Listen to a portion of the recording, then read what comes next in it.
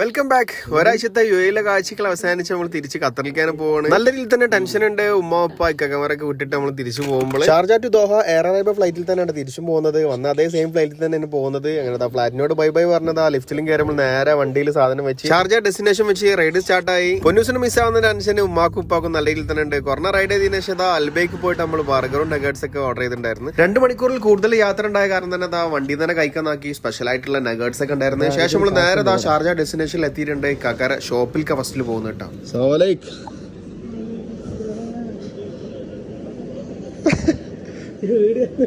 എന്താ വാട് റാത്തല്ലേ?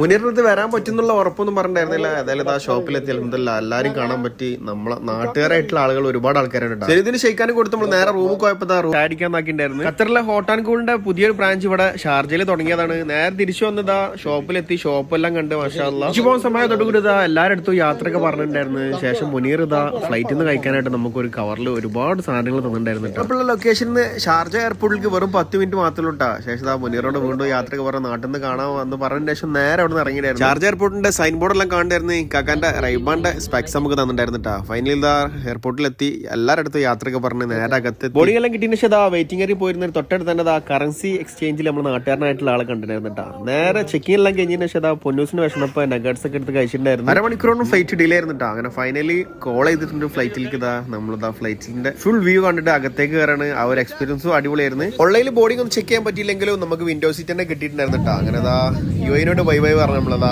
നേരെ ഖത്തറിലേക്ക് പറക്കാണ്. ടേക്ക് ഓഫ് കഴിഞ്ഞോട് കൂടി ഇത് പൊന്നൂസ് ഉറങ്ങിയിട്ടായിരുന്നിട്ടാ. അഡീഷണൽ ഫുഡ് നമ്മൾ ഓർഡർ ചെയ്തിട്ടുണ്ടായിരുന്നില്ല. മുനീർ എന്ന ഫുഡൊക്കെ വെച്ച് നമ്മൾ അഡ്ജസ്റ്റ് ചെയ്ത് നമ്മൾ നേരെ ഖത്തർ എയർപോർട്ടിൽ എത്തിയിട്ടുണ്ടായിരുന്നു. ബാക്കിൽ സീറ്റ് ആയ കാരണം തന്നെ കുറച്ച് ഡിലേ ആയി ഇറങ്ങുന്ന സമയത്ത് എയറോസിസ്റ്റ് പൊന്നൂസിന്റെ കൈയൊക്കെ പിടിച്ച് ഷെയ്ക്കാനൊക്കെ ചെയ്യുന്നുണ്ട്. ഖത്തറിലേക്ക് വീണ്ടും വന്ന സന്തോഷത്തിലാണ് പൊന്നൂസ്. എമിഗ്രേഷൻ ക്ലിയറൻസും കാര്യങ്ങളൊക്കെ പെട്ടെന്ന് കഴിഞ്ഞ് നമ്മൾ നേരെ പുറത്തിറങ്ങിയിട്ടായിരുന്നു. നമ്മളെ കൊണ്ടുപോകാനായിട്ട് മിച്ചും അപ്പിലൊക്കെ വന്നിട്ടുണ്ടായിരുന്നു. ഷാർജ ടു ദോഹയിലെ കാഴ്ചകൾ ഈ രീതിയിലൊക്കെ ആയിരുന്നു. അപ്പൊ സീ യു ബൈ.